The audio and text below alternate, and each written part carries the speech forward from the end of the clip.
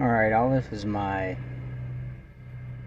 review of the JOYBRING stereo that we just purchased, installed, set up. Very happy with what we have. I'll go through some of the menus so you can see everything. Quite happy. It was real easy to install as long as you get the manufacturer's car adapter kit. Got lots of options on there so you can change things around. It's been great. We have the front camera set up on it. As you can see, there's a front camera. Also, we do have the rear camera set up on it, so if I put the car in reverse, it'll switch over to our backup camera.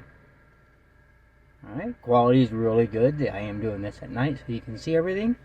Once the camera goes off, it switches to the front camera for a minute, then it will switch back over to your regular screen. The only issue we had was finding the trigger for the front camera, or sorry, for the backup camera, and that is because it is labeled under rear car control. They probably could have named that a little bit differently, but overall it works great. We do have an SD card in it,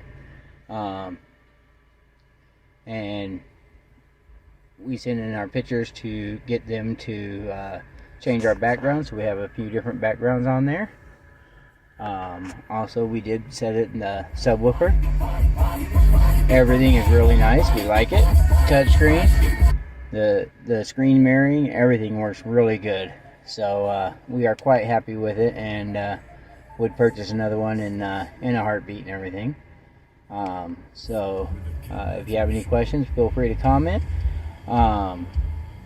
But I would give it a 10 out of 10, and the support has been phenomenal on it. So the support is also really good, which is rare that you find with these style of radios and everything like that. So once again, have a great day, and have any questions, feel free to comment.